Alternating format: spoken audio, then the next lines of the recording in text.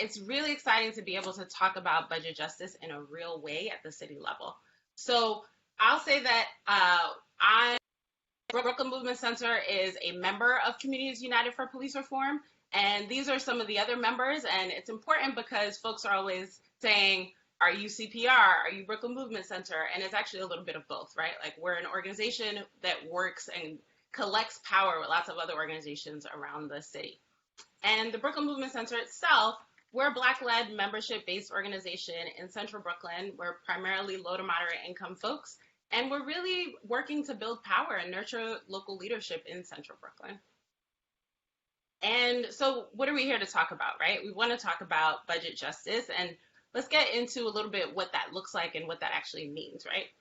So it feels very important to, one, as we talk about budget justice, to talk about what policing has already looked like during a pandemic, right? So we know that we've already seen a lot of racial disparities in terms of NYPD enforcing social distancing, violence against protesters, and some refusal by folks in leadership in New York City to condemn police violence. So the reason I'm even bringing that up is it really shows us that even in a time when people's lives are at stake, when there's a global health crisis, that we're as a society really having trouble figuring out how to do policing in a way that doesn't violate people's rights and doesn't create complete inequities across the city.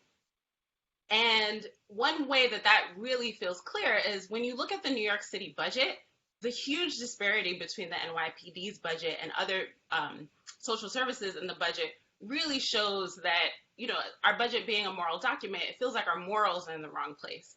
So for every dollar that goes to the NYPD and corrections, the Homeless Services get 29 cents, Department of Health gets 25 cents, got Housing Preservation and Development getting 19 cents, and the Department of Youth and Community Development getting 12 cents, and Workforce Investment getting 1 penny for every dollar that goes to NYPD.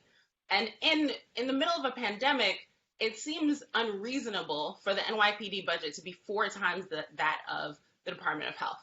So when we're talking about budget justice or we're talking about defunding the NYPD, we're not talking about disbanding police. We're talking about how do we actually make sure our budget is equitable? How do we make sure that our budget is actually responsive to the times that we're in? And what does that actually look like, right? So when we take money out of the NYPD budget, the pieces that we want to fund are the Department of Aging could use $48 million, right? And I should actually pause and say that these facts actually come out of Mayor de Blasio's proposed budget cuts. And we're saying that these monies can actually be put back into the budget if we take them out of the NYPD budget, right? So with Department of Aging, we're talking about $48 million. With the Department of Youth and Community Development, we're talking about $180 million. And with Department of Education, we're talking about $641 million, right? That can go back into communities. And it's, you know, Insha spoke a little bit about how communities of color and low-income communities in particular have really borne the weight of discriminatory policing.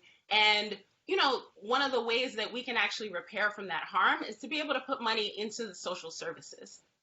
And so what are the demands, right? What does this look like? So we're saying, let's defund the NYPD by at least $1 billion. Now, what we're looking at is that the NYPD budget is $6 billion, and we think that that represents actually an overinvestment, particularly when you add the monies in the city budget that end up going into policing services, right? Another piece that feels important if we talk about budget justice is being able to have budget transparency. So the NYPD budget is one of the most opaque budgets in the entire city, right?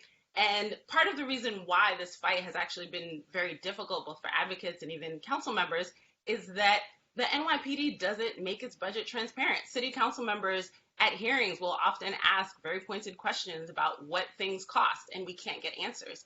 So if we want to talk about any kind of justice, transparency is absolutely the first step, right? So as we move into how do we actually refund communities, right? What does this actually look like?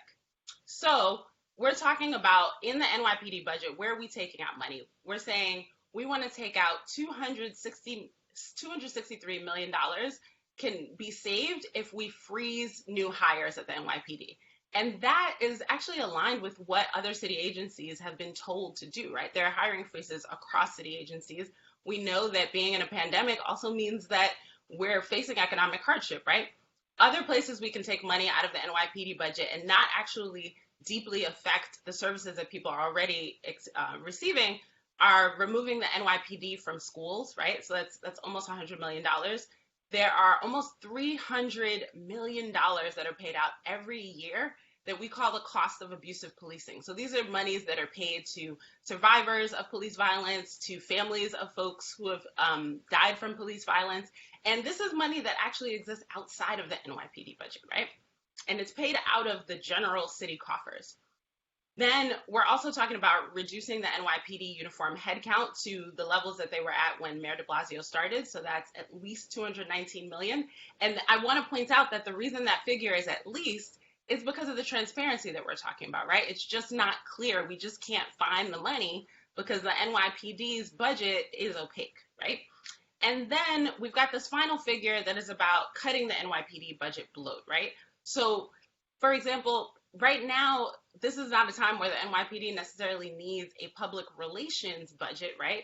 Because their public relations has been very difficult. That this is not a time for us to be allowing the NYPD to have like media smoke screens, right?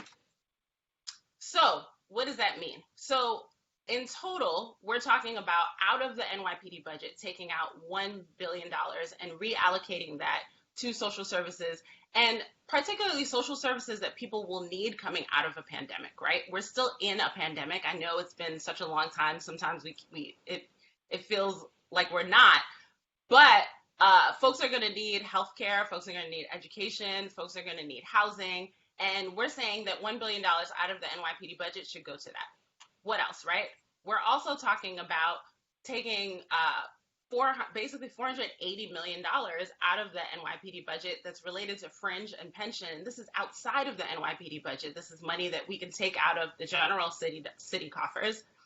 And then close to $600 million in funds from city agencies. So, you know, we've got NYPD officers playing roles outside of policing, right? We've got cops in schools. We've got police officers doing homeless services work and mental services work. And that is not, police officers are not the right people to be administering social services. We could do a much better job as a city if we hired social workers and people who do social services to do social services.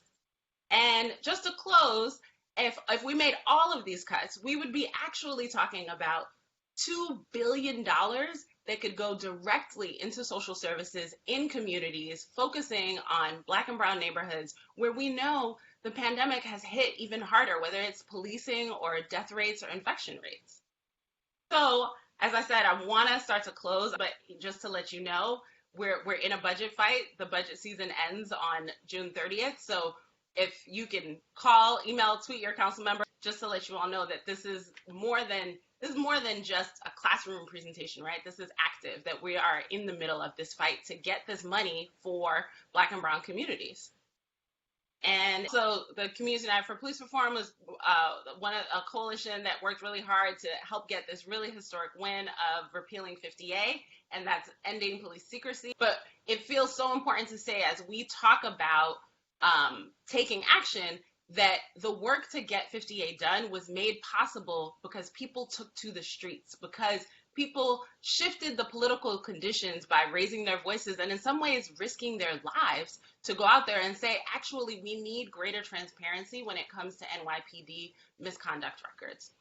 So I will close there. There are some resources that we can send out, of course, later. You can go to changethenYPD.org. And also you can find Communities United for Police Reform or Brooklyn Movement Center on Twitter, Facebook, wherever you use the internet.